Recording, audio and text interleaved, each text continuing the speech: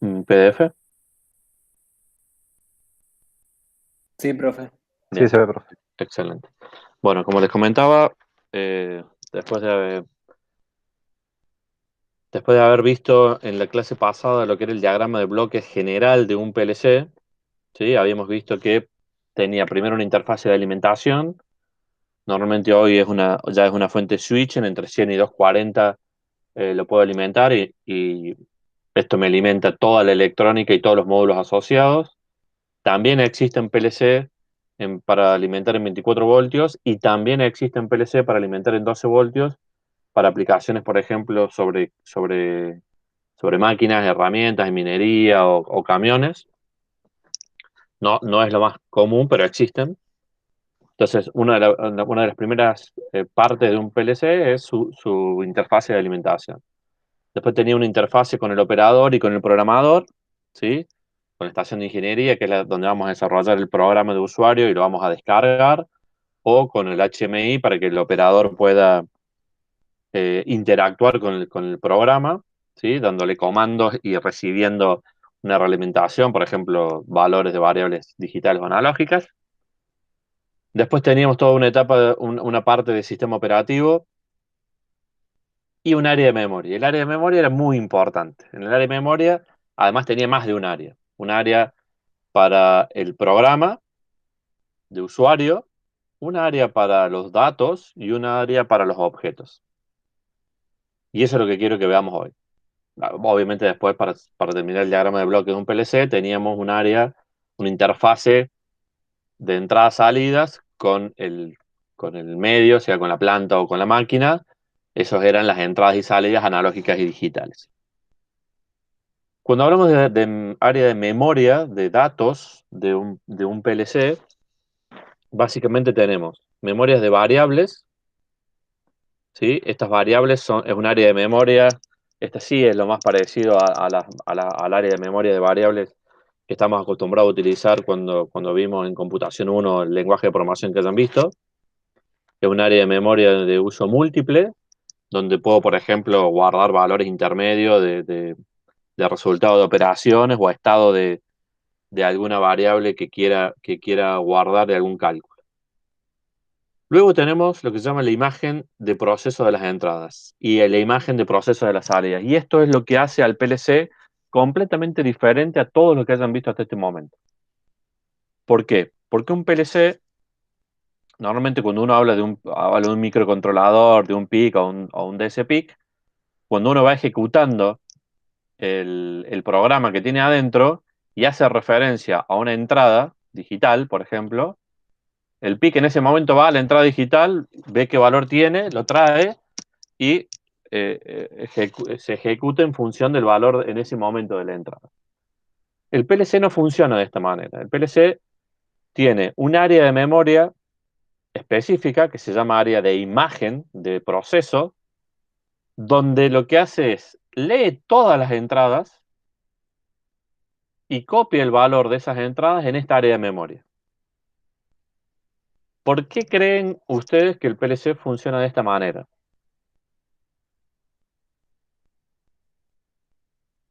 Tiene dos objetivos.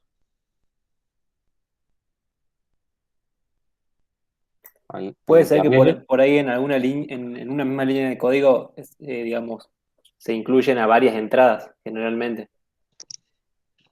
Sí. ¿Y qué problema tendrías si en ese momento vas y lees las entradas físicas reales? Tendría que ir y volver como varias veces, digamos. Bien, bien. Esa es una, sí, es verdad. Una es de algo así como sincronización, ¿sí?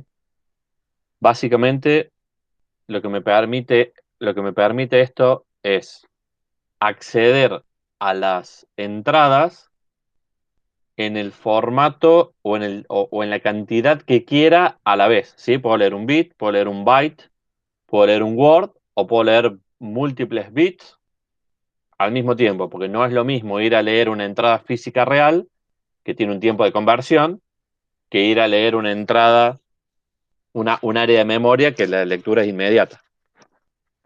¿Sí? Entonces, esa es Esa es una de las opciones, es poder acceder a cantidades o a paquetes de datos de la forma en que lo necesite. Muy bien. La otra, el otro objetivo o el otro motivo por el cual se utiliza un área de imagen de proceso.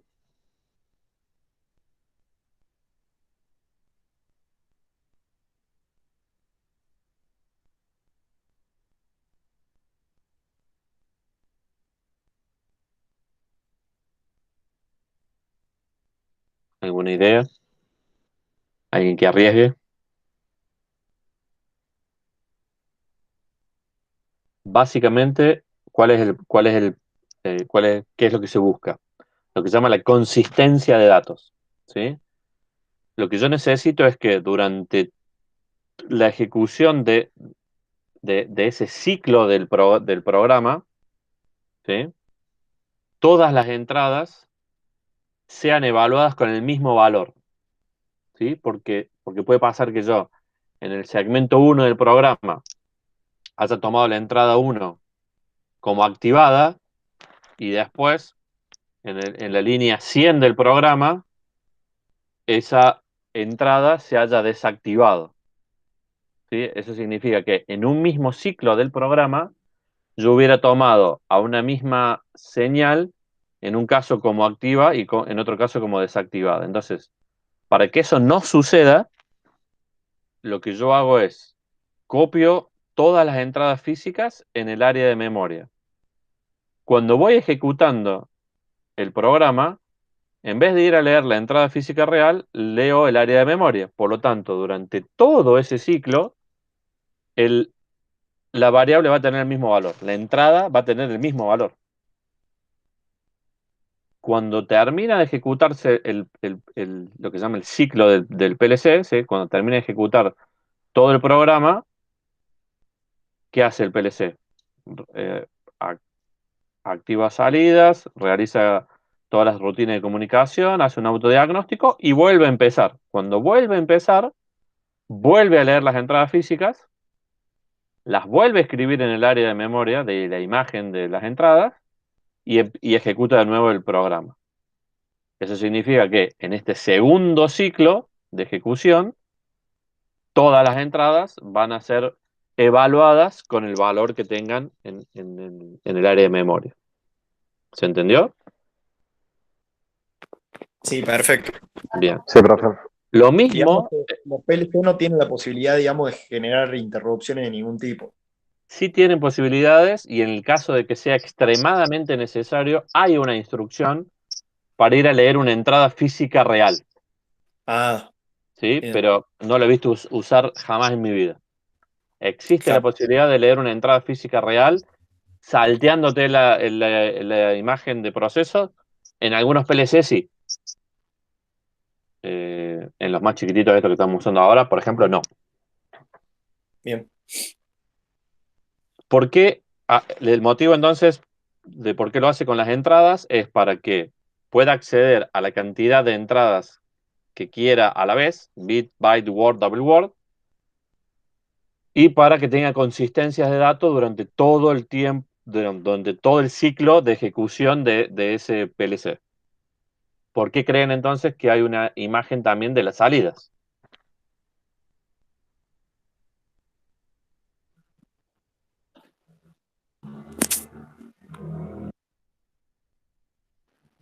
Supongo que, o sea, debe tener que ver, debe ser por lo mismo, digamos. O sea, Exactamente por lo mismo, exactamente por lo mismo. claro. Uno, ¿por qué? Porque yo pudiera ir ejecutando. Acá el motivo es.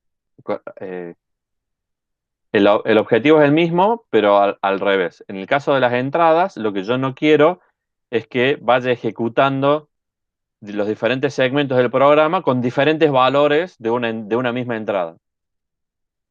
Con el tema de las salidas pasa lo mismo. Si en un segmento la mando a activar y en pues, algunos segmentos después la mando a desactivar, lo que yo necesito es que se ejecute eh, una sola de esas dos órdenes en ese ciclo, ¿sí? Entonces siempre se va a ejecutar la última que haya modificado el área de memoria. Ese es el primer motivo. Y el segundo motivo es que se activan todas las salidas a la vez. ¿Sí? Así como guardé todas las entradas a la vez en el área de memoria y después ejecuté el programa, a medida que se va ejecutando el programa en realidad no va modificando la salida física real, sino que va modificando el área de memoria de la salida. Entonces, en un segmento me activa la salida 1, en otro segmento me activa la salida 4, en otro segmento me activa la salida 10. Cuando terminó de ejecutarse el programa, en ese momento todas las salidas se activan a la vez. La 1, la 4 y la 10 se activan y las otras quedan desactivadas. ¿Sí? También va a haber una coherencia en la activación de las salidas. Esos son los motivos por los cuales hay área de memoria de imagen de proceso de entrada y un área de memoria imagen de proceso de salida. Y es el único dispositivo que conozco que trabaje de esta manera, con imágenes de las entradas e imágenes de la salida. Las otras dos áreas que vamos a encontrar en el área de datos de un PLC son las marcas internas y las marcas especiales. Las marcas internas, a decir verdad, trabajan igual que la memoria de variables. No le he encontrado ningún otro uso. Básicamente se utilizan para guardar valores intermedios de lo que sea, bit, byte, word o double word. Diferentes son las marcas especiales. Las marcas especiales, esto sí depende de los fabricantes, no todos los fabricantes implementan las mismas marcas especiales, y son variables que me dan algún tipo de información. Por ejemplo, que estoy en el primer ciclo de ejecución del programa, después de haber pasado de stop a run, o de haber vuelto la energía de alimentación del sistema. Que hay otra marca especial que me indica, me genera un tren de pulsos con una determinada frecuencia, ¿sí? Un segundo activa, un segundo desactiva, o 10 segundos activa, 10 segundos desactiva. Esto va a ser muy útil cuando quiera generar, por ejemplo, una señal luminosa intermitente o sonora intermitente, ¿sí? Un tipo flash. Hay marcas especiales asociadas a temporizadores, a fallas del hardware. O sea, las marcas especiales son áreas de memoria en donde el fabricante me informa algo relacionado con el PLC. Y esto es 100% dependiente de los fabricantes. De hecho, si ustedes están trabajando ahora con el Micro 800 o con el Logo, busquen si tienen un área de marcas especiales, y la clase que viene me cuentan. ¿Ok? Dale, profe. La otra parte de la memoria de datos está compuesta por los llamados objetos. ¿Sí? Cuando dimos la definición de PLC según la IEC 61131, entre otras cosas decía que me permitía implementar funciones de temporización, conteo y acumulación. Bueno, esos temporizadores, contadores y acumuladores son objetos dentro de un PLC. Y acá hay que tener cuidado por dos motivos. Primero, porque la cantidad de objetos disponibles de cada tipo no es ilimitada. ¿Sí? ¿Qué significa esto? Que yo no puedo poner la cantidad de timers que se me ocurran dentro de mi programa de aplicación. Tengo que leer la hoja de datos de la CPU y determinar cuál es la cantidad máxima de contadores, cuál es la cantidad máxima de temporizadores que el fabricante me deja utilizar.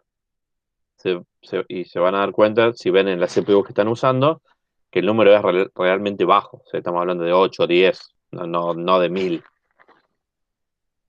Estos objetos, a su vez, temporizadores y contadores, son los únicos que tienen dos áreas de memoria. Una donde está guardado el valor actual, ¿sí? Si es un timer, el valor de tiempo; si es un contador, el valor de cuentas, ¿sí?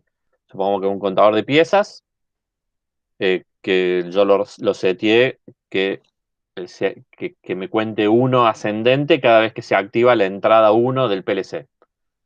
Y esa entrada 1 está conectada a un sensor inductivo en una cinta transportadora. Entonces, cada vez que pasa una caja, tengo un pulso, porque se activa el sensor y se desactiva, tengo un pulso, y ese pulso hace que el contador sume 1, ¿sí?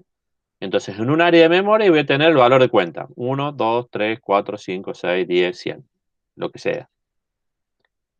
Pero a su vez, tiene un segundo valor asociado, que es un bit. Y ese bit me indica, si está en 0, que todavía no llegó al valor preseteado, y si está en 1, significa que llegó al valor preseteado. Ejemplo, si yo seteé a mi contador para que cuente hasta 10, mientras el valor de cuenta esté entre 0 y 9, el área de memoria de cuentas va a registrar ese valor: 0, 1, 2, 3, 4, 5, 6, 7, 8, 9, y durante todo ese tiempo el bit asociado a este contador va a estar en 0. Cuando llegue a 10, el valor de cuenta va a ser 10, pero el bit de valor de conteo se va a pasar a 1. Eso me permite a mí, en mi diagrama, digamos, en mi programación, utilizar tanto funciones asociadas a valores numéricos, ¿sí? Por ejemplo, comparaciones, como contactos, ¿sí? Si estoy programando un lado, puedo usar un contacto normal abierto que indique que asociado a un contador o a un timer, ¿sí? Es el único caso en donde no me va a dar un error de consistencia de datos. Y tampoco hace falta explicarle al PLC que si estoy usando un contacto asociado a un timer, me estoy refiriendo al bit de conteo, y si estoy usando una función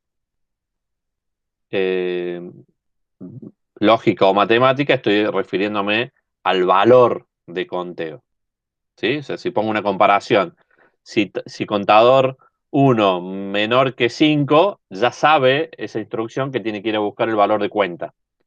Y si pongo un contacto normal abierto que diga contador 1, va a estar abierto mientras no haya llegado al valor de cuenta, y se va a cerrar cuando llegue el valor de cuenta. Sí, en el único caso donde tengo dos áreas de memoria asociadas a un mismo objeto es temporizadores y contadores. A su vez, habrán visto que dentro de los sets de instrucciones del PLC, tienen diferentes tipos de temporizadores y diferentes tipos de contadores, ¿sí? Los contadores básicos son ascendente, solo descendente o ascendente y descendente, ¿sí? Todos tienen una entrada de reset, significa que cuando llegó el valor de cuenta lo puedo resetear en forma manual con una entrada asociada. Si es ascendente, solo tiene una entrada de conteo; si es ascendente y descendente, tiene dos entradas de conteo, y en función de cuál se active, suma o resta. En el caso de los temporizadores es bastante más complicado, y dependiendo del tipo de CPU, se pueden encontrar con más o menos tipos de contadores. El típico es el retardo a la conexión, ¿sí? Se activa una entrada, se activa la entrada de conteo y empieza a contar. Cuando termine el de contar, activa la salida, ¿sí? Ese es retardo a la conexión. Retardo a la desconexión es al revés. Apenas se activa la entrada, se activa la salida, empieza a contar, y cuando termina de contar, se vuelve a desactivar. Y después en el medio hay una sarta de combinaciones. Retardo a la conexión con reset, o con retención, mejor dicho, o sin retención. ¿Qué significa? Si yo estoy contando, lo conecté para que cuente 20 segundos. Se activa la entrada. Si es sin retención, si la entrada se desactiva antes de llegar al valor final, el timer vuelve a 0. ¿Sí? Entonces, supongamos, yo lo puse para que cuente 20 segundos. Si a los 10 segundos se desactivó la entrada de habilitación, el timer vuelve a 0. Se vuelve a activar la entrada, empieza a contar de nuevo, se desactiva antes de los 20 segundos, el valor de cuenta vuelve a cero. Ese es un timer sin retención. Existen las versiones con retención, que lo que hacen es, si yo estoy contando, llegué a 10 segundos, se desactivó la entrada de habilitación de conteo, no borra el valor de conteo actual, sino que retiene el último, ¿sí? Si estaba en 10 segundos, se mantiene en 10 segundos. Cuando se vuelve a activar la entrada, sigue contando a partir de los 10 segundos, ¿sí? Eso es un timer con retención.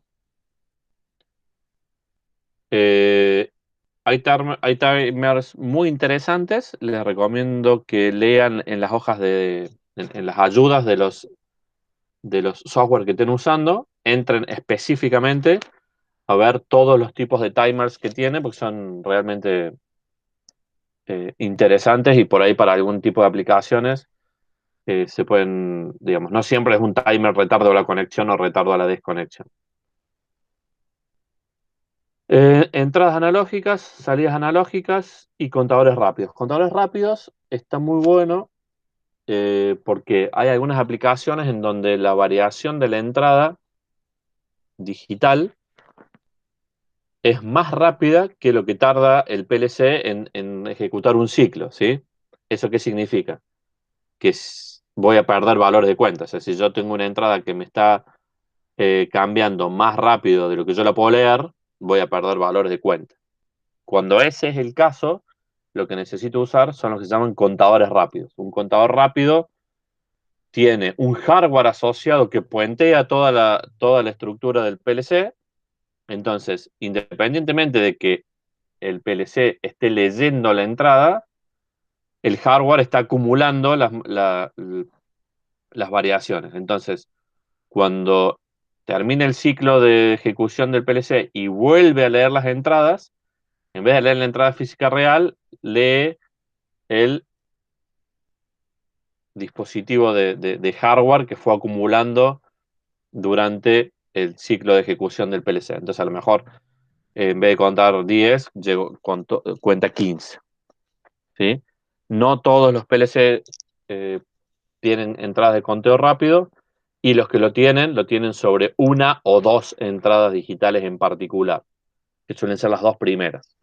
Y es configurable por software. Esto significa que si no necesito usarla como entrada de conteo rápido, la utilizo como una entrada digital estándar.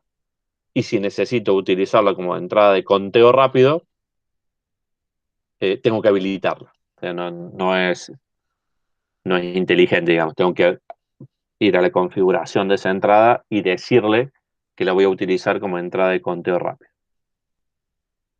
¿Quedó más o menos claro el tema de la memoria de datos? Sí, profe. Bien. Sí, por favor. Bien. ¿Cómo hacemos para acceder a esta memoria de datos? Básicamente con lo que se llaman modificadores. El modificador es una letra al comienzo que me indica a qué área de memoria le estoy apuntando. ¿Sí? Si yo a mi direccionamiento lo comienzo con una B corta, significa que le estoy apuntando al área de memoria de las variables. Si lo arranco con una I, significa que le estoy apuntando a la imagen de proceso de las entradas. Si es una Q, es la imagen del proceso de las salidas. Si es una M, es una marca interna. Y si es SM, es una marca especial. ¿Sí? Esto respecto al área de datos. Si me voy al área de los objetos, si lo empiezo con una T, estoy apuntándole a un temporizador. Si lo comienzo con una C, estoy apuntando a un contador. A I, una entrada analógica. A Q, una salida analógica. A C, un acumulador. Esto no todos los PLC lo tienen disponible. Esto es más propio de Siemens. Y HSC es High Speed Counter, son los valores de los contadores rápidos. ¿Sí?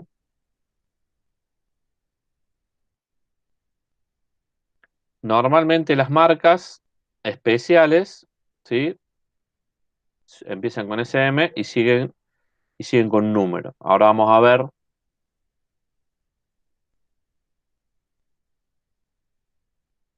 Vamos a ver un par de cosas. ¿Qué pasa con las áreas de memoria cuando el PLC pierde la energía? ¿Qué creen ustedes que pasa? ¿Sobre qué área? Digamos, habíamos dicho que las áreas de memoria del PLC, una era la área de memoria de programa y la otra es el área de memoria de datos. El área de memoria de programa está almacenada sobre una EPROM, ¿sí? Es decir, no se borra con, con la pérdida de energía del PLC. Pero la área de memoria de datos y de objetos está en una memoria RAM. Eso significa que cuando se pierde la energía de alimentación del PLC, de la CPU, todo lo que tengo en el área de memoria es como la memoria de una computadora. Deja de tener un valor válido. ¿Por qué? Porque puede quedar algún bit cargado y otro descargado, con lo cual se corrompieron todos los datos. Sin embargo, todos los PLC tienen una batería. ¿Por qué? Una batería en formato batería o una batería en formato supercapacitor. ¿Por qué? Porque hay áreas de memoria que yo puedo habilitar como remanente. Remanente significa que ante un corte de energía, yo le digo al PLC que determinadas áreas de memoria las respalde con esta batería. ¿Sí? Entonces, por ejemplo, esto es muy útil para timers y contadores de piezas. Si yo estoy contando piezas fabricadas o piezas que pasaron por una cinta transportadora, voy por la 99, se me corta la energía eléctrica, cuando arranque el PLC arranque en cero, no me va a ir muy bien. Entonces, para evitar ese tipo de problemas, tengo que hacer un estudio en cada caso en particular, porque no puedo declarar como remanente toda el área de memoria, porque no voy a tener el respaldo que necesito. Entonces, en cada caso en particular, debo evaluar si es necesario, porque puede ser que no lo sea, si es necesario y cuáles son las variables que necesito resguardar o respaldar con la batería o el capacitor interno en caso de un corte de energía eléctrica. Y esos son lo que llamamos variables remanentes. Claramente no puedo declarar como remanente ni las entradas ni las salidas, ¿sí? Son las variables, las marcas, los temporizadores y los contadores.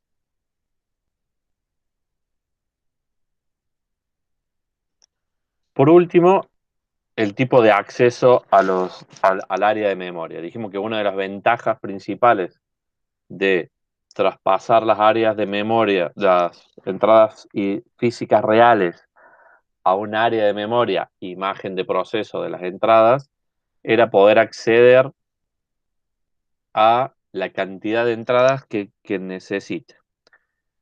¿A qué nos referimos con la cantidad de entradas que necesite? Básicamente a lo que estamos viendo ahora en pantalla. Los accesos posibles a las variables dentro del área de memoria son acceso tipo bit, acceso tipo byte, acceso tipo word y acceso tipo double word, ¿sí? Esto me sirve para cualquier área de memoria. Variables, entradas, salidas, temporizadores, contadores, marcas especiales. O sea, cualquier área de memoria la puedo acceder como bit, como byte, como word y como double word. Tengo que tener mucho cuidado. ¿Por qué? Porque el PLC o el software de la estación de ingeniería no realiza un análisis de consistencia de datos. ¿Qué significa esto? Que si yo declaré una variable como el byte 1 y después declaro otra variable como el word 1, que utiliza el byte 1 y el byte 2, el PLC no me va a dar una falla, pero claramente si lo uso en lugares diferentes del programa voy a estar corrompiendo una de las dos variables. Entonces, la consistencia en lo que se llama el mapeo de memoria lo tengo que tener en cuenta yo. No hay una herramienta que me valide el mapeo de memoria.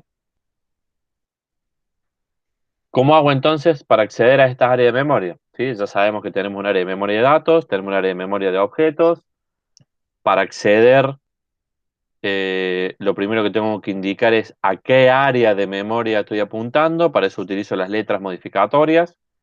B corta para válvulas, para variables, M para marcas, SM para marcas especiales, I para entradas, Q para salidas. O sea, con eso le apunto a un área de memoria.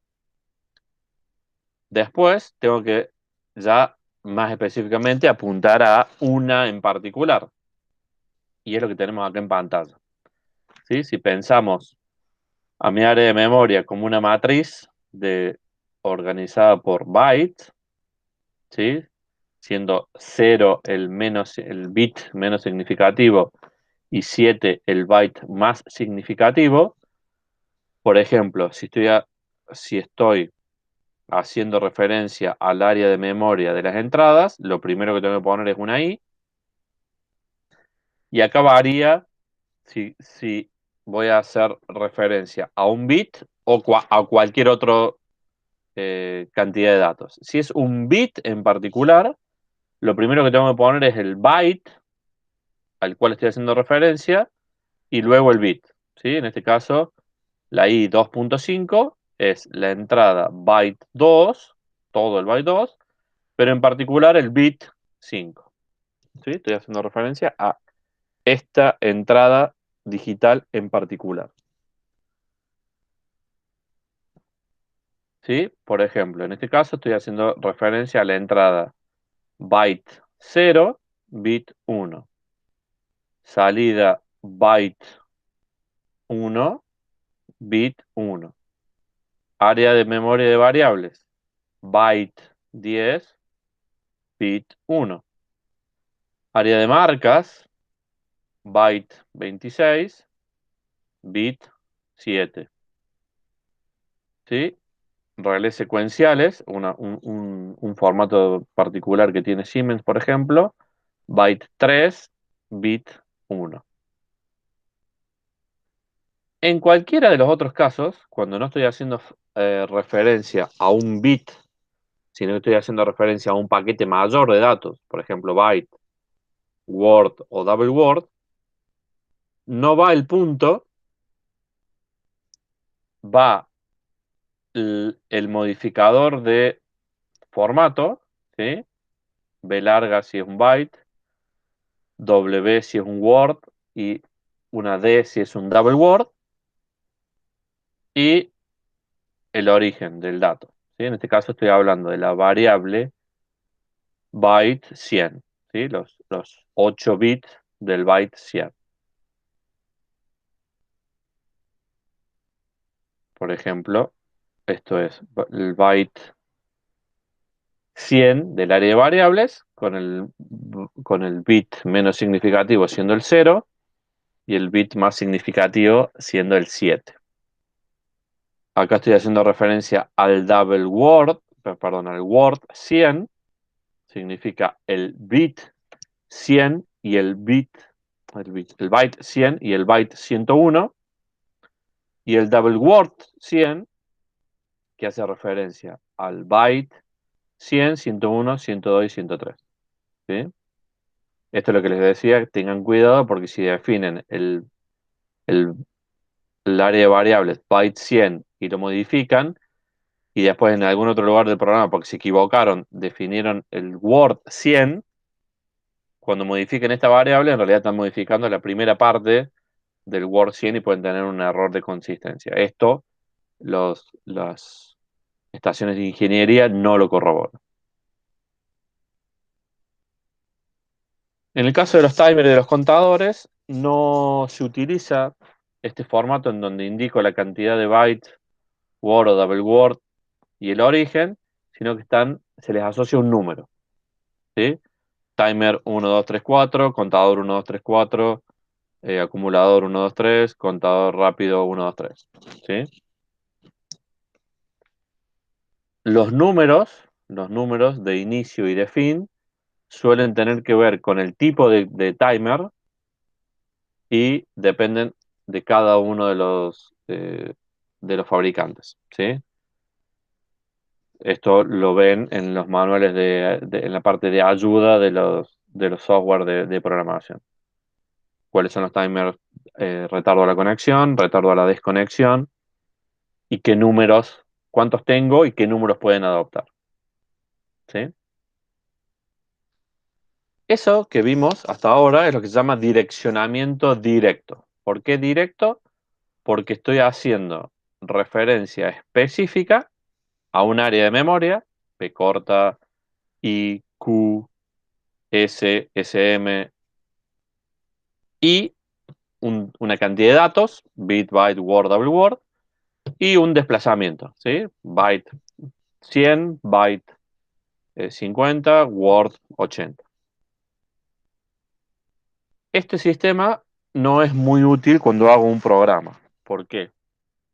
Porque en realidad a mí no me interesa saber a qué área de memoria le estoy apuntando, sino que más bien me interesa saber qué función tiene esa área de memoria. Ejemplo, no me interesa saber que le estoy apuntando a la entrada I0.0, que es la primera.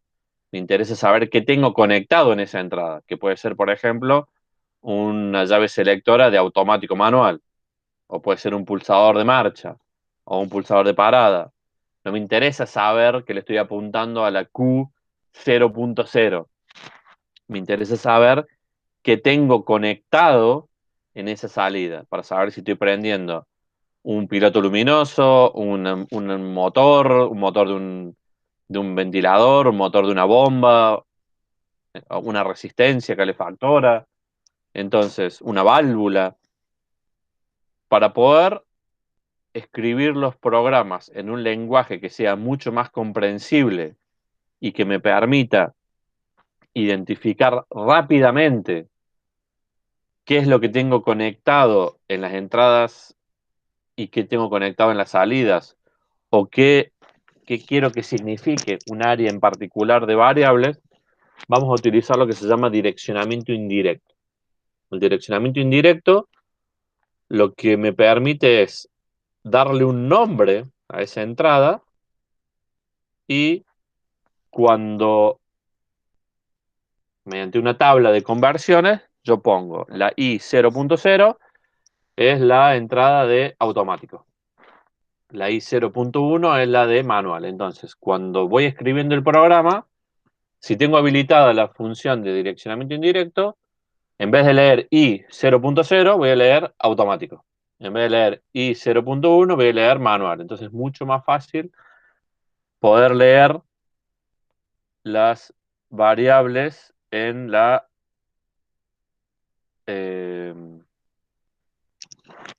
en la, en el programa, en el software de aplicación. Normalmente los software de programación tienen estas tablas de referencias cruzadas en donde yo eh, coloco un texto, por ejemplo, marcha 1 o marcha 2, y se lo asocio a una entrada digital. O válvula 1, válvula 2, motor 1, motor 2, y se lo asocio a una salida digital. O en vez de llamarle contador 1, le pongo contador de piezas entrantes. Contador 2, contador de piezas salientes. ¿Sí? Es darle sentido físico y ya vincular una variable del área de memoria de mi PLC con su entidad externa al programa. ¿Ok? ¿Lo han utilizado esto en los ejercicios que han hecho hasta ahora? Yo en los que hice hasta ahora no. Bien. Bueno, una mejora a lo que han hecho hasta ahora es buscar la tabla de símbolos, que se llama, y renombrar todas las variables.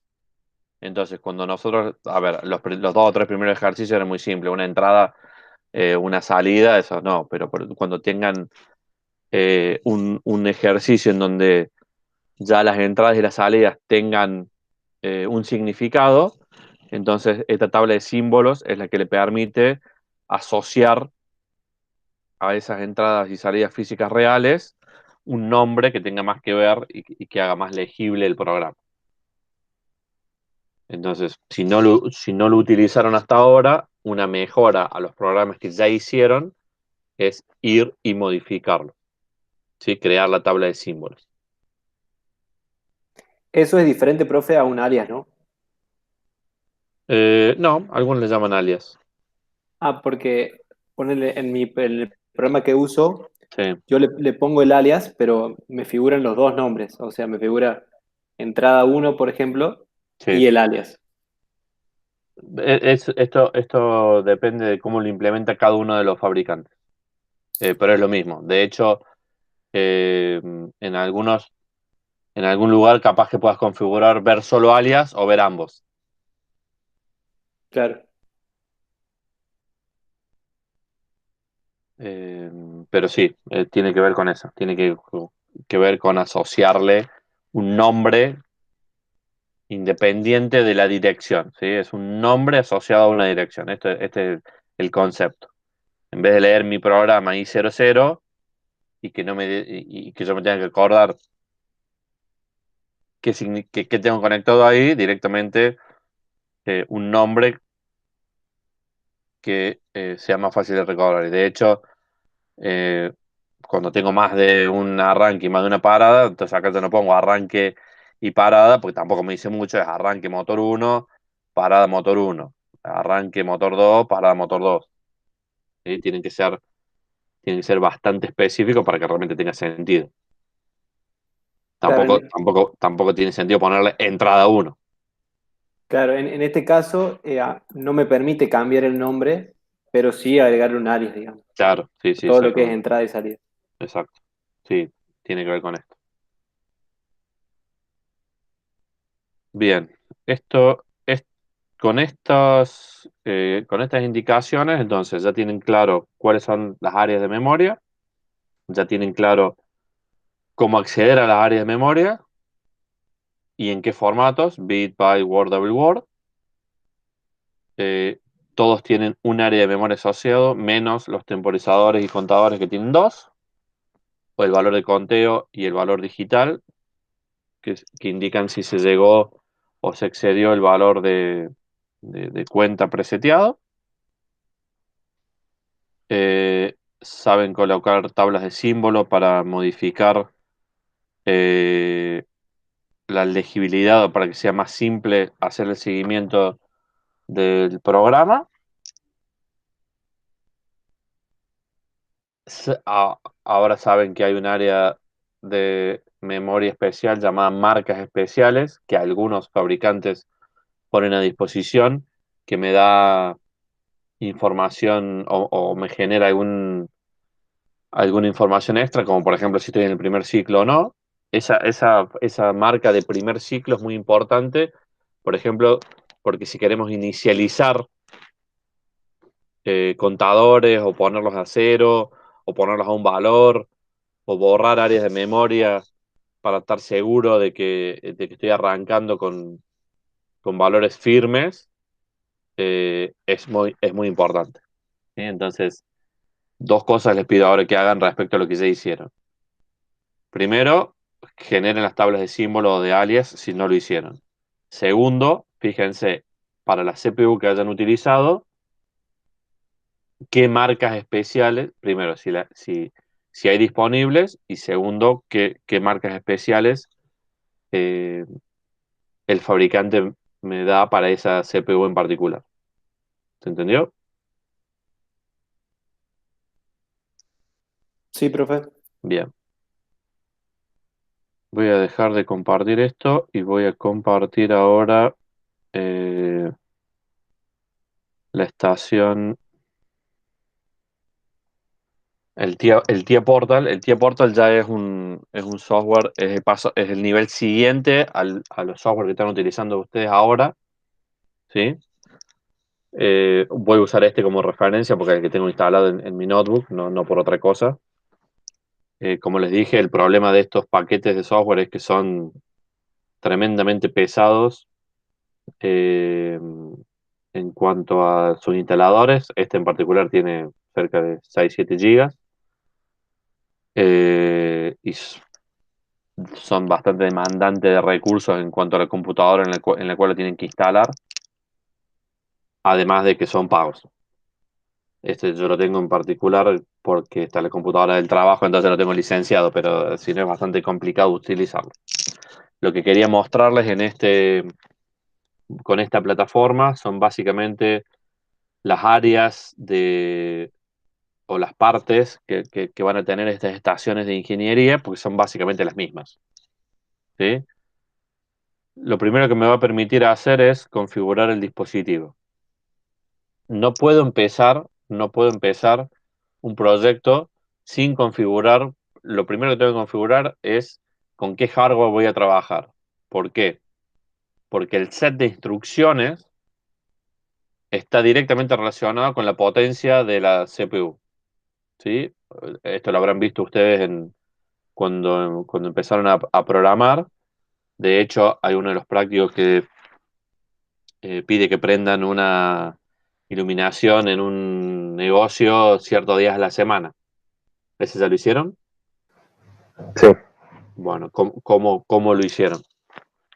Y primero la verdad que no sabía cómo hacerlo hasta que me di cuenta que cuando elegí un PLC más completo tenía la opción. Exactamente. Y había uno que tenía el horario de verano también. Exactamente. Ese es el punto. Exactamente ese es el punto. El set de instrucciones está directamente relacionado con la potencia de tu CPU. Si vos elegís una CPU muy básica, vas a ver que las funciones que tenés disponibles también son muy básicas. Y que la cantidad de objetos, por ejemplo, contadores y temporizadores, es muy, muy baja, muy pequeña. Para aplicaciones un poco más demandantes, por ejemplo, eso donde necesitabas un reloj calendario que se llama, tenés que elegir una CPU más potente que ya venga con ese recurso. Si no, no tenés forma de hacerlo. O sea, es muy simple. Si tu CPU no tiene un reloj calendario, no puedes hacerse práctico. Por suerte, como nosotros solo tenemos que programarlo, es gratis. Lo que tienen que hacer es ir a buscar la CPU más completa de todas y elegir esa. Pero bueno, moraleja. El set de instrucciones se configura de acuerdo al hardware que ustedes tengan seleccionado. Entonces, no es menor y por eso el primer paso, antes de hacer nada, es configurar el hardware. Eso es la parte de configurar dispositivos. Una vez que ya configuré todos mis dispositivos, ¿cuál es el segundo paso? Escribir el programa del PLC, que es lo que, digamos, lo que están haciendo ustedes ahora con el tema de los prácticos. Y después se abren dos caminos. ¿Por qué? Porque puede ser que la solución de mi problema incorpore dos tecnologías. Una, lo que se llama acá tecnologías, objetos tecnológicos, básicamente control de movimiento, ¿sí? Control de variadores de velocidad o posicionadores, pero cuando estamos hablando no de variar velocidad para una bomba, sino para ejes en paralelo de máquinas, por ejemplo, para la industria del papel o robots, ¿sí? Donde realmente las demandas respecto a los tiempos de actuación son muy altas. Esa es una opción. La otra opción es que quiere incorporar, que la gran mayoría de los proyectos lo requieren, un dispositivo de entrada-salida, una pantalla. ¿Sí? Hasta el momento, los fabricantes han tomado básicamente dos posturas. La postura 1, cada una de estas tres tecnologías o cada uno de estos tres dispositivos, PLC, control de movimiento y HMI, lo tengo que programar con herramientas diferentes. ¿Sí? Esta es la postura, por ejemplo, de Rockwell, la postura de Schneider, la postura de Weissmuller y Phoenix Contact, hasta por ahí nomás. ¿Sí? Eso significa que yo voy a agarrar una plataforma de software para programar el PLC y cuando lo tenga programada, si quiero programar la pantalla HMI, tengo que cerrar esa aplicación, abrir otra aplicación y programar la pantalla. Y si mi proyecto incluye control de movimiento, tengo que cerrar esa aplicación, abrirla de control de movimiento y programar la parte de control de movimiento. ¿Sí? Es lo que sería la opción desintegrada. cada una de las 3 partes del proyecto, la resuelvo con un programa diferente. Era también la postura de Siemens hasta hace unos cuantos años, hasta que dijo, vamos a cambiar y vamos a plantear una arquitectura integrada. Y crea lo que se llama la plataforma TIA. TIA es justamente Totally Integrated Automation, ¿sí? La automatización integrada total. ¿Por qué total? Porque es bajo una misma plataforma de software, puedo configurar y programar los 3 componentes principales de un proyecto, que son el PLC, las funciones de control de movimiento y las funciones de visualización. ¿Cuál es la gran ventaja de la visión integrada? Uno de los principales problemas que tenemos en la versión desintegrada es que cada vez que abro una plataforma de software tenía que generar toda la tabla de variables de nuevo. Entonces, había altas probabilidades de definir mal las variables. O sea, en el PLC la entrada 1 le ponía marcha y en el HMI a la entrada 1 le ponía parada. Entonces después tenía unas inconsistencias fenomenales. En esta visión integrada del software de ingeniería, por ejemplo, tengo una sola base de datos de variables. Entonces yo defino una sola vez mi tabla de simbólicos, por ejemplo, y después la uso en el PLC, en el control de movimiento o en la visualización sin ningún tipo de problema, porque la definí una sola vez. ¿Sí? Entonces, a esto se hace referencia con una arquitectura integrada. PLC, control de movimiento y HMI en una misma plataforma de software. De la otra manera, este es un programa, este es una plataforma, esta es otra plataforma y el HMI es otra plataforma. Entonces, como ven, independientemente de que acá puedo programar el PLC, las funciones tecnológicas o de movimiento y la visualización, siempre la primera etapa es la configuración de los dispositivos. Por lo que les dije, el set de instrucciones depende de la potencia de la CPU con la que ustedes estén trabajando. ¿Sí? En el caso de TIA Portal, tiene 2 vistas, una vista de proyecto, que es esta, donde tengo un acceso rápido a las funciones principales, abrir un proyecto ya existente, crear un nuevo proyecto, migrar un proyecto con una versión anterior o cerrar el proyecto y salir. Primeros pasos es esto, me indica claramente qué es lo que tengo que hacer. Software instalado, me da las licencias, los paquetes de software, pues tiene un montón de librerías extras que puedo instalar. Acá me da la totalidad del software instalado.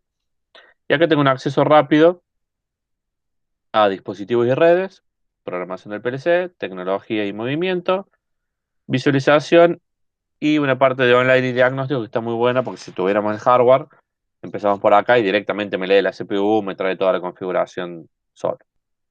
Esto es lo que se llama entonces vista de proyecto. La otra vista es lo que se llama vista,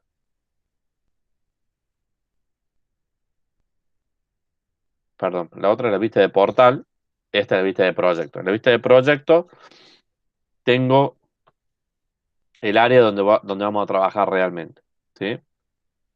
Tengo un árbol de dispositivos donde voy a definir mi hardware, un área de trabajo en donde dependiendo de qué es lo que seleccione se van a ir abriendo diferentes ventanas, un área de tareas y librerías donde dependiendo de nuevo que tenga activo en el área de trabajo se me va a ir habilitando o deshabilitando opciones, un área de información y una vista detallada que depende de que tenga seleccionado acá arriba. ¿Sí? Todos los proyectos arrancan por agregar un dispositivo.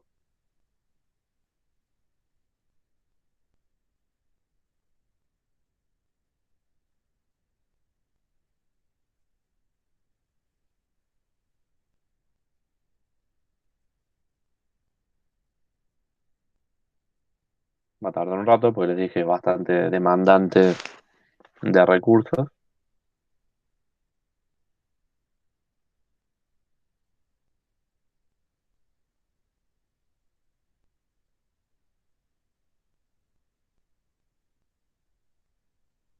Y lo primero que me pregunta es qué querés configurar. ¿Qué tipo de dispositivo? ¿Un PLC? ¿Una pantalla? ¿O un sistema de control basado en PC? ¿Sí? Lo que nosotros estamos haciendo ahora en esta etapa de la materia es sistemas de control basados en PLC. Entonces lo que vamos a seleccionar es un controlador. Después, cuando veamos la, la unidad de monitoreo y control basado en PC, vamos a configurar las interfaces hombre-máquina o HMI. Acá tenemos, esto es otra cosa muy interesante que hizo Siemens con este TIA Portal. Antes, la otra visión de Siemens y de muchos fabricantes era que los diferentes tipos, mejor dicho, las diferentes familias de controladores, nano PLC, micro PLC, gama media y gama alta, tenían un paquete de software diferente.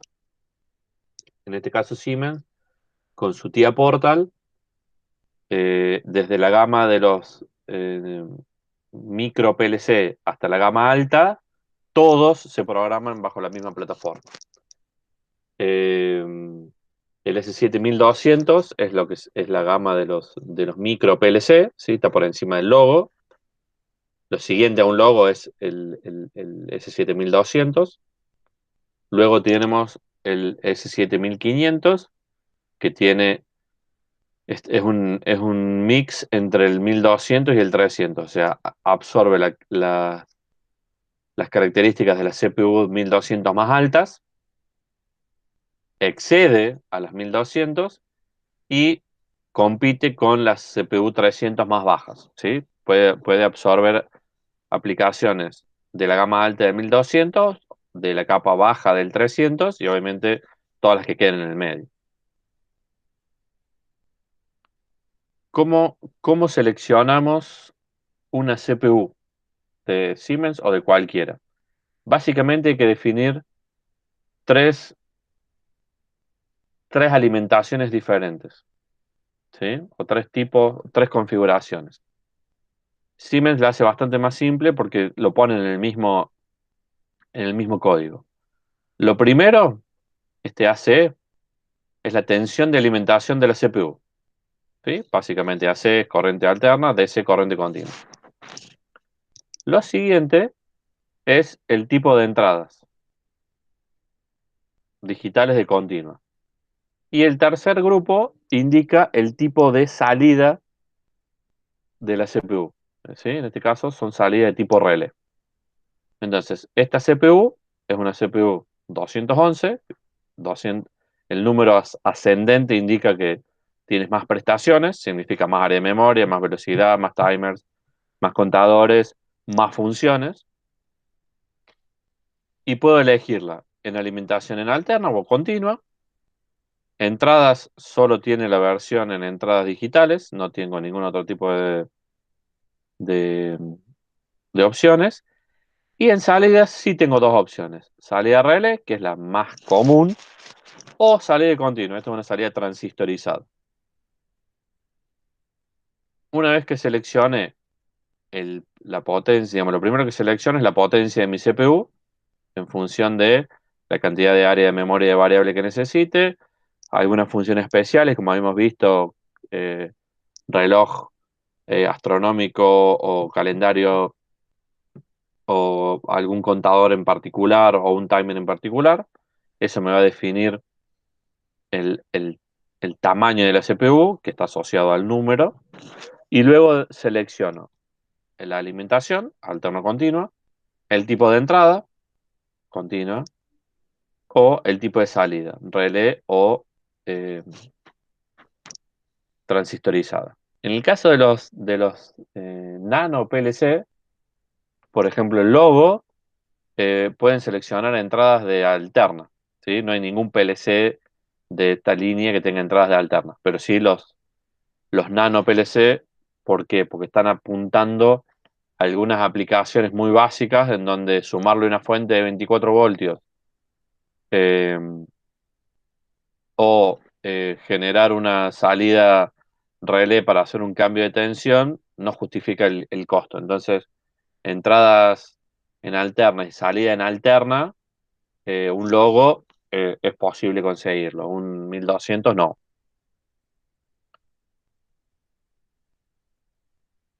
Siemens en particular tiene una línea, la gran mayoría de los fabricantes, de los buenos fabricantes, digamos, lo tiene, una línea que se llama de altas prestaciones o de alta seguridad. Son, por ejemplo, PLCs IP67, ¿sí? Para aplicaciones muy agresivas.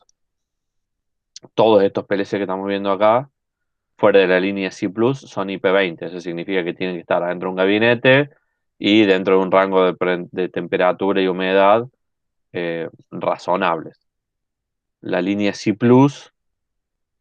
tiene rangos extendidos de temperatura y grados de IP eh, muy superiores a los IP20 de estas otras CPU. Los 1500 cambian un poco la forma en identificar a la CPU. Ya no me indica en el código si tengo una alimentación de alterno de continua, si mis entradas son de continua y si mis salidas son relé o transistorizadas, sino que lo que les interesa informarme es el puerto de comunicación que tienen. ¿Por qué? ¿Por qué creen que pasa esto?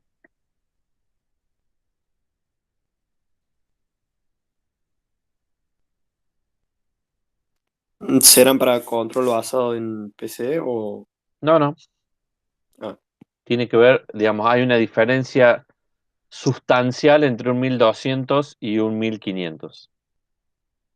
Y es que el 1500 no tiene entradas y salidas integradas. ¿Sí?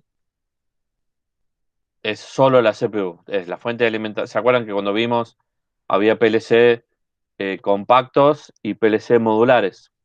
Los PLC compactos significaba que la fuente de alimentación, la CPU, el módulo de comunicación y módulos de entrada y salida estaban todos integrados, por eso era compacto, en un mismo módulo.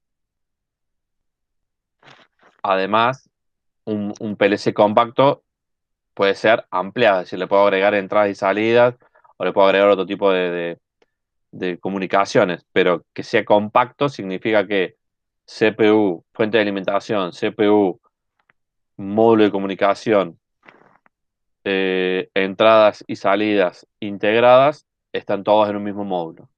Un 1200 cumple 100% con esa definición. Entonces, en una CPU 1200 yo tengo la fuente de alimentación y entradas y salidas integradas. Por eso en el código me lo informa. Un PLC 1500 no tiene entradas y salidas integradas. Entonces la CPU tiene la fuente de alimentación, la CPU propiamente dicha, y el puerto de comunicación. Entonces por eso el código asociado me indica la potencia de la CPU con el número, o sea, un 1511 es la más chica, un 1518 es la más alta, ¿sí? Y después me indica la cantidad y el tipo de puerto de comunicación que tiene. En este caso PN significa Profinet, en este caso PN/DP significa que tiene un puerto Profinet y un puerto Profibus-DP. Esto lo vamos a ver cuando veamos la unidad de redes, ¿sí? Pero no me hace referencia a entradas y salidas analógicas y digitales porque simplemente no las tiene. Entonces, si yo quiero armar una solución de hardware con un 1500, tengo que comprar la CPU y agregarle módulos de entradas y salidas, sí o sí, porque no trae integradas. Puede ser que un PLC de 1500, con la cantidad de entradas y salidas que tiene, perdón, un 1215, con la cantidad de entrada y salida que tenga, me sea suficiente para resolver mi aplicación. Fíjense lo que les digo.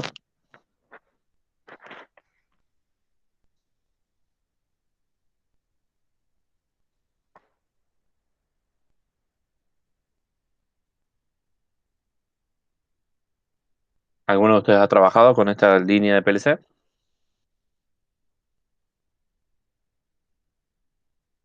No, profe, nunca. No, profesor, no. Bien.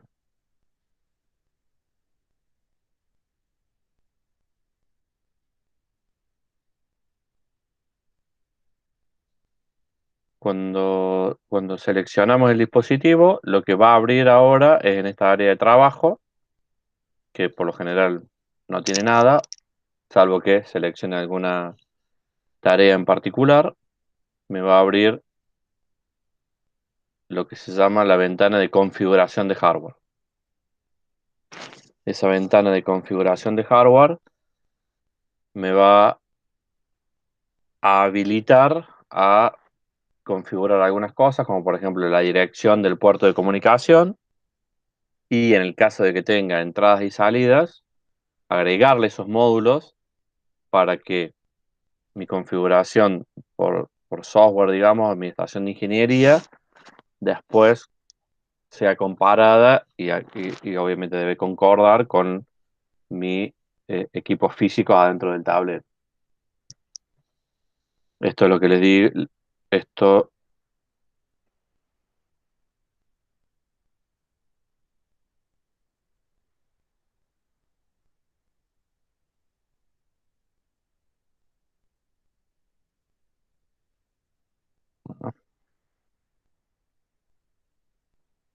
Esto, por ejemplo, es una CPU de la línea 1200, ¿sí?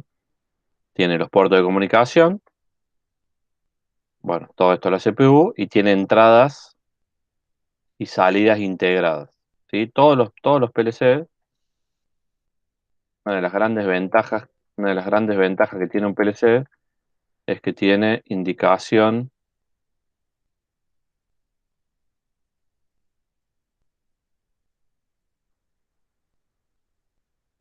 Bueno, se me perdió la CPU. Tiene indicación por pilotos luminosos del estado de las entradas y también tiene indicación por pilotos luminosos del estado de las salidas, ¿sí? Entonces, cuando se activa la entrada I00, este piloto luminoso se enciende. Cuando se activa la entrada I01, este piloto luminoso se enciende. Cuando se activa la salida Q00, este piloto luminoso se enciende. Todos los PLC incorporan una indicación sobre las entradas y sobre las salidas mediante LED.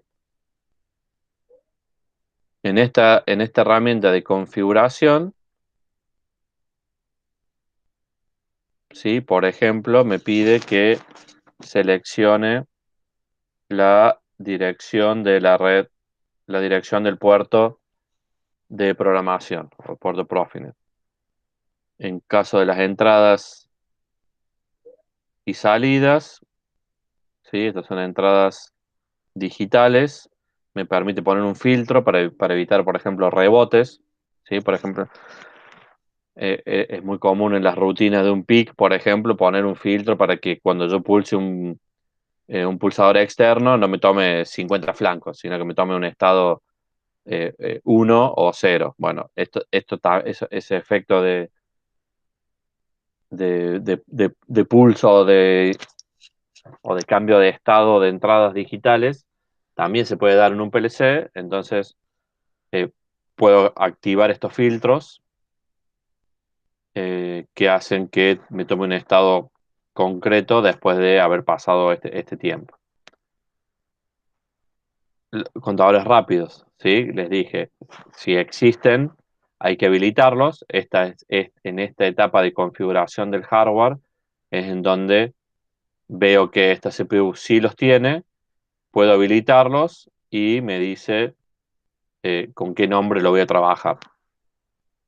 Este en particular también tiene salida PWM, así como tiene entradas de conteo rápido, el equivalente de una entrada de conteo rápido asociado a una salida son las salidas PWM. ¿Sí? Si yo tengo que utilizar una salida PWM de alta frecuencia en una salida relé, lo más probable que me pase es que termine quemando la salida relé o rompiendo el PLC.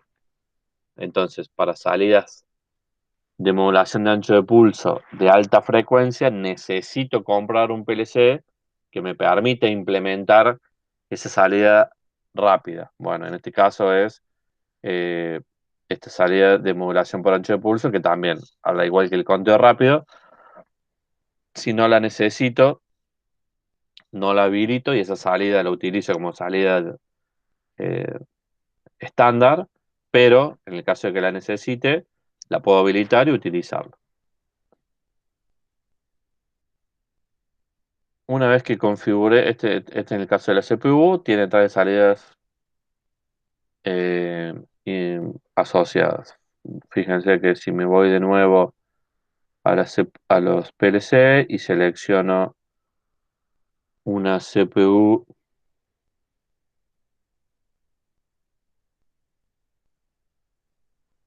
una CPU 1500, ya acá ya en el gráfico nomás veo que no tiene entradas y salidas integradas, ¿sí? Tiene unos puertos de comunicación.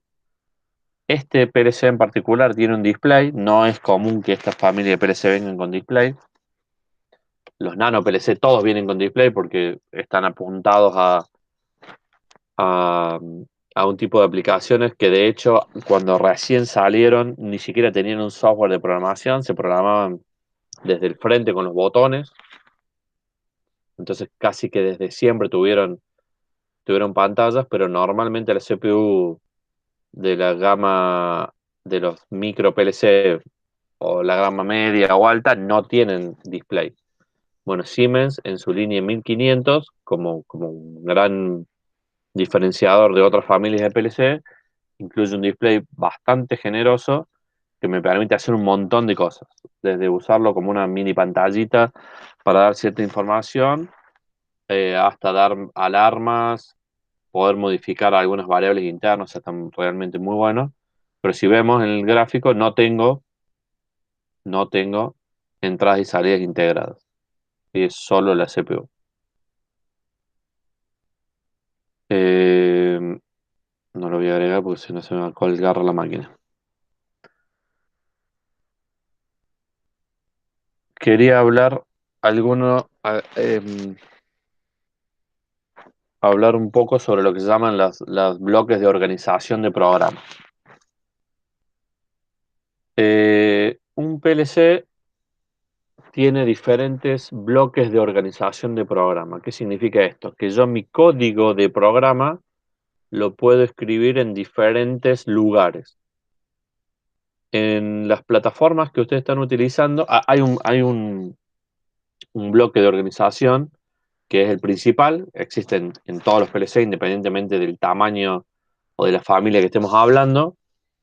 Por lo general recibe el nombre de OV1 y es lo que se llama el bloque de organización cíclico, ¿sí? Es el que se ejecuta permanentemente. ¿Sí? En los PLC que ustedes han estado trabajando hasta ahora, han estado programando, o sea, todo el desarrollo del software que ustedes hicieron, lo escribieron sobre el OV1. Los PLC más básicos solo tienen OV1. ¿Sí? Eso significa que yo voy a escribir mi programa ahí, ese es el que se va a ejecutar cíclicamente, con este formato particular que tienen los PLC de leer las entradas físicas, escribirlas en el área de memoria de imagen de las entradas, ejecutar el programa que está escrito en el OV1. A medida que se va ejecutando el programa, modificar el área de memoria la imagen de memoria de las salidas. Cuando termine de ejecutar el programa, activar las salidas físicas reales, realizar las tareas de comunicación, realizar un autodiagnóstico y empezar de nuevo. ¿Sí? Así funciona el ciclo de un PLC. A eso se llama ciclo de un PLC, que dura del orden de los milisegundos. ¿Sí? Estamos hablando de ciclos realmente rápidos.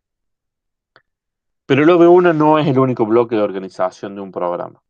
¿Sí? Cuando el PLC es un poco más grande, ya no es suficiente tener un bloque principal en donde yo pueda escribir mi código, sino que para poder estructurar mejor mi aplicación, eh, la estación de ingeniería, que sería en este caso el TIA Portal, me provee diferentes bloques de organización.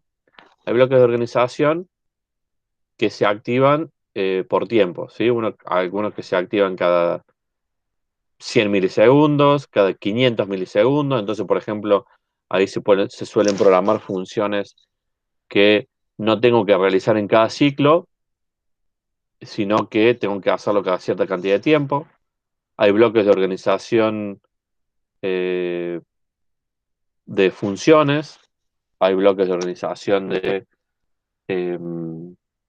para hacer estructuración de programas, ¿sí? Por ejemplo, puedo encapsular todo el tratamiento de motores, por ejemplo, y cada vez que tengo que hacer un tratamiento de un motor, llamo a ese bloque. Esos son los llamados bloques de organización de programa, que vamos a ver en la clase que viene un poco más detalle de digamos, cuáles son los disponibles. Pero básicamente todos tienen el OV1 y el OV1 es el que se ejecuta cíclicamente. Esa es la base. Después vamos a ver que hay algunos otros más. Eh, con esta, con esta, con estas estructuras, mejor dicho, con estas estaciones de ingeniería, básicamente la primera interacción es con el hardware y la segunda interacción es con el software. Lo que quiero hacer ahora es introducirles cuáles son los diferentes tipos de programas que se le pueden presentar, dejarles una duda planteada para que la piensen durante la semana y resolverla en la clase que viene. Y tiene que ver con qué tipo de programas se me pueden presentar a la hora de tener que implementar una solución basada en PLC. ¿Sí? ¿A qué me refiero con qué tipo de programas? Básicamente, ¿qué relación hay entre los estados de las entradas y los estados de las salidas? ¿Sí? Ejemplo. En Digitales 1 creo que vieron los llamados tablas de verdad, ¿sí? O mapas de Carnot. Eso es un tipo de programa. Un tipo de programa en donde el estado de las salidas depende de la configuración o el estado de múltiples entradas. Entonces, por ejemplo, eh, si la entrada 1, 4 y 8 están activadas, se activa la salida 3. Es un programa llamado combinacional. Suele ser muy, muy útil para programar máquinas, por ejemplo. Pero la mayoría de los proyectos de automatización en la industria no caen dentro de esta línea de programas combinacionales. Sin embargo, se pueden implementar. O sea, ¿se acuerdan que ustedes en Digitales 1 armaban los mapas de verdad y después los programaban en un controlador? Bueno, acá pueden hacer exactamente lo mismo. Arman un mapa de verdad y lo programan en ladder. Eso funciona, lo programan en diagrama de bloque funcional. O sea, ¿puedo implementar un programa combinacional en un PLC? La respuesta es sí. La mayoría de los programas implementados, o la mayoría de las soluciones implementadas con PLC, se resuelven mediante técnicas combinacionales. La respuesta es no. ¿Cuál es el otro tipo de programa que generalmente se resuelve con un PLC? ¿Secuencial? Exactamente, los llamados secuenciales. ¿Qué técnicas de programación conocen para programas secuenciales?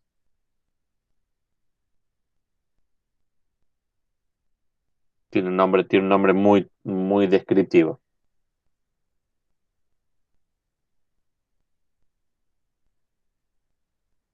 ¿Se acuerdan? ¿Lo vieron? Con programas combinacionales, tablas de verdad o mapas de Carnot. Programas secuenciales. Máquina de estados, creo que se le llama. Exactamente. Muy bien, perfecto. Máquinas de estado, exactamente. Para programar máquinas de estado, el PLC es una de las herramientas más simples de utilizar y hace que cuando yo utilizo una técnica de programación secuencial, la solución a la que llego sea muy robusta, ¿sí? ¿Por qué? Porque básicamente la transición, digamos, los programas secuenciales o las máquinas de estados eh, tienen tres componentes, tres grandes, sí, objetos. Los estados, en realidad dos, los estados y las transiciones. ¿Sí? Estas transiciones pueden ser bifurcadas o no, pero básicamente tengo estados y transiciones. Con lo cual, si yo estoy en un estado en particular, no voy a evolucionar o no voy a salir de ese estado hasta que no se verifique la transición. Con lo cual, cualquier otra cosa que pase, mi sistema no va a reaccionar.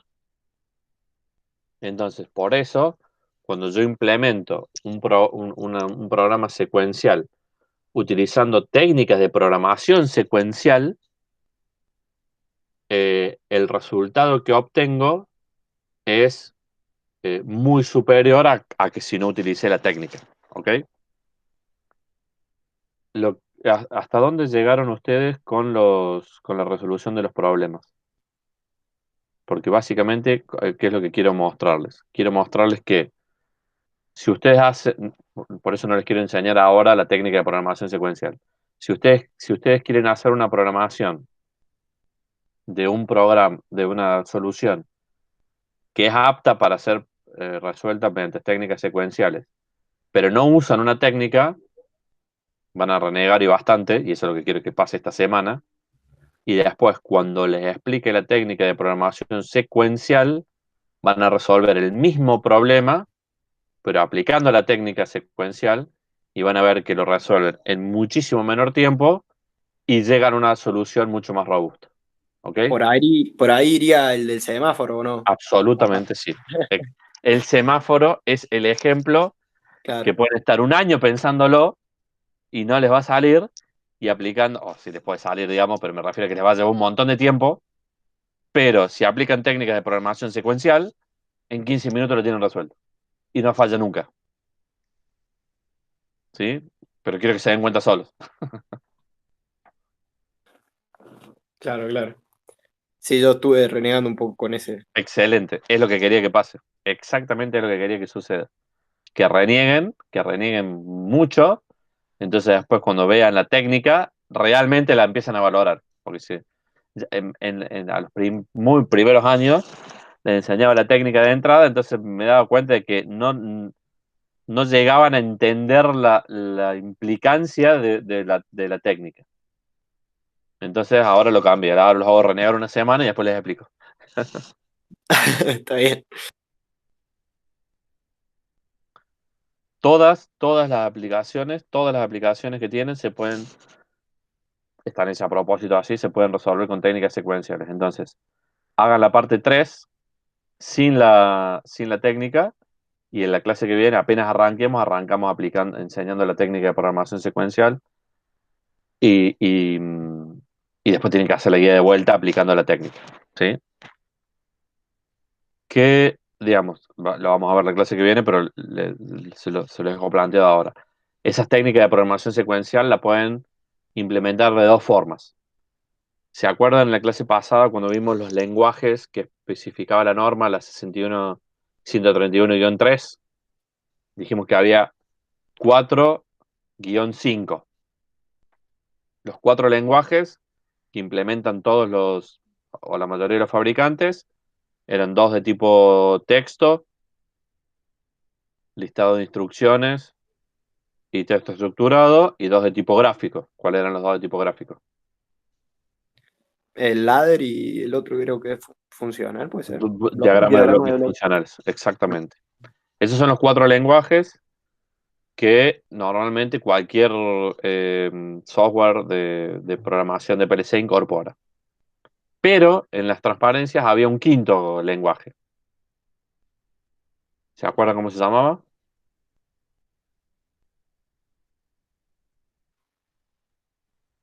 Que yo les dije que estaba en la norma, pero que la gran mayoría de los fabricantes no lo incorporaban, o por lo menos no en las gamas chicas, en las familias chicas de PLC. Entonces La yo les dije, Fusi, control Fusi. no. Casi. Sí, estuviste cerca.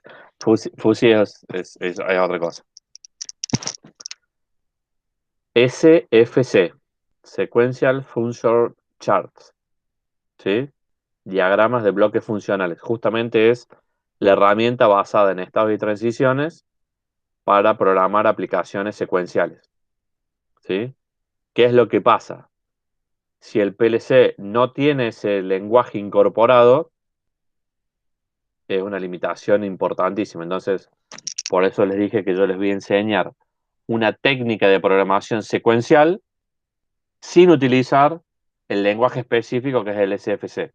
¿Por qué? Y porque, por ejemplo, lo pueden implementar con los PLC, nano PLC que están trabajando ahora. O sea, ustedes van a poder hacer todo el práctico uno de nuevo, aplicando una técnica de programación secuencial sin utilizar el lenguaje de programación secuencial.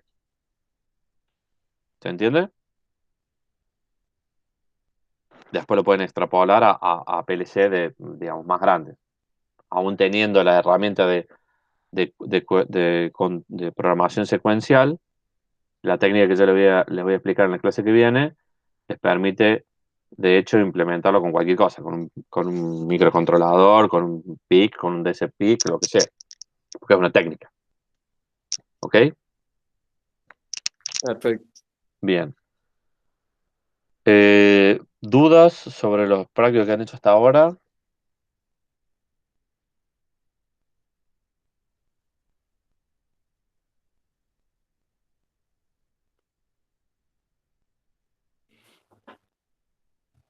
Por el momento